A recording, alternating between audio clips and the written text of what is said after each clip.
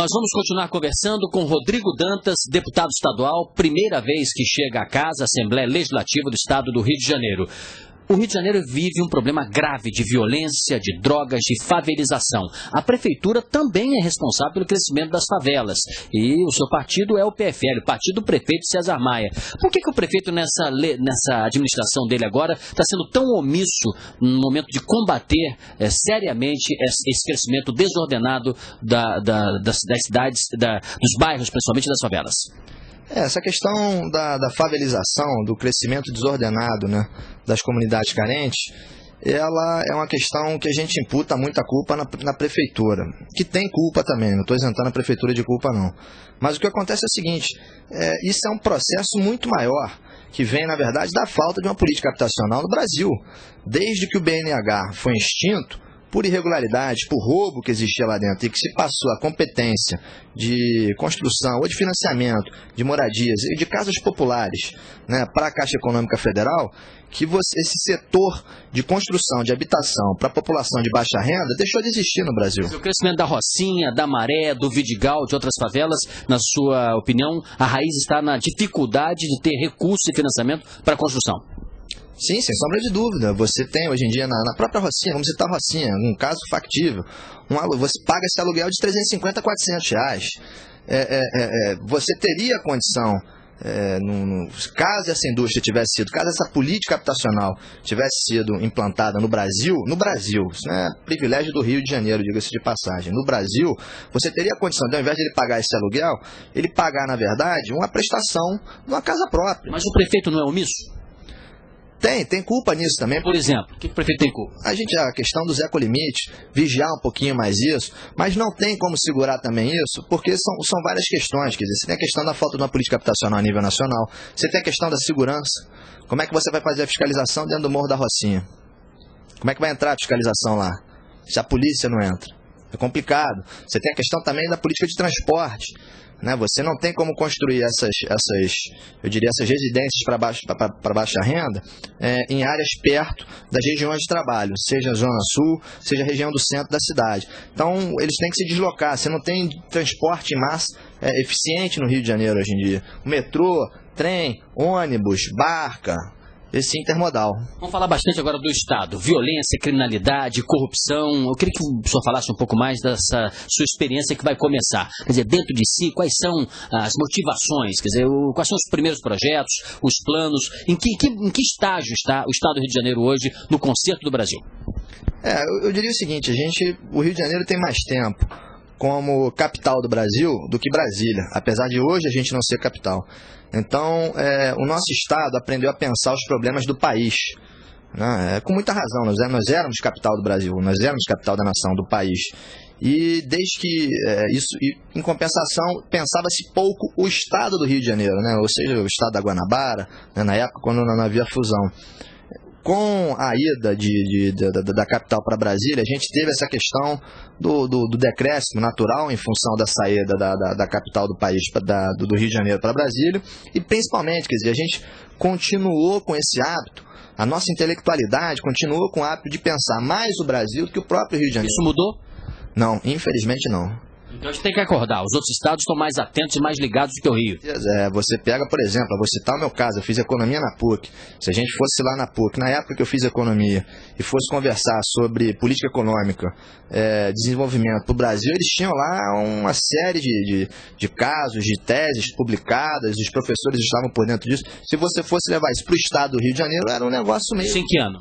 Em 94, que foi quando eu entrei. Já há bastante tempo que o Fluminense e o Carioca precisam acordar. Sim, eu diria que sim. Tem gente que pensa o desenvolvimento do Estado do Rio de Janeiro, mas não é a prática nossa. Isso. E não só o desenvolvimento do Estado, quer dizer, aí eu estou falando mais na área econômica. Em uma série de outras áreas também, a gente tem a mania de pensar mais o Brasil do que o próprio nosso Estado. A gente tem que ser mais barrista. Acho que esse é meu ponto aqui. E nesse sentido, o senhor acha que o governo, ou o Proçar, ou o Sérgio Cabral, como está aparentando, pode mudar isso? Porque o senhor tem 30 anos, né? O Sérgio Cabral, por exemplo, está na faixa dos 40. Teoricamente, está mais ou menos numa mesma geração. É possível mudar em que sentido o Rio de Janeiro? Acho que isso é incentivar, na verdade, né, aos nossos quadros aqui a pensarem o Estado, né, pensarem para valer mesmo, com políticas públicas, sejam elas na área de saúde, na área de desenvolvimento econômico. A gente tem que interiorizar o desenvolvimento econômico no Estado do Rio de Janeiro, isso é um desafio muito grande. O interior de São Paulo é riquíssimo, o interior do Rio de Janeiro é pobre. Mas qual é o seu primeiro projeto? Qual vai ser? Eu tenho, Sidney, né, voltando aqui um pouquinho lá atrás, eu tenho 3 temas que eu vou procurar trabalhar na LERJ enquanto parlamentar: desenvolvimento econômico, meio ambiente e educação, né? Em cima de cada tema desse, eu tenho ali o meu diagnóstico, né? As pessoas podem concordar ou não, mas é o meu diagnóstico. Em cima desse diagnóstico, eu vou procurar atuar de 2 formas. Uma é fiscalizando se o governo estadual, de fato, está fazendo o que determina a Constituição estadual.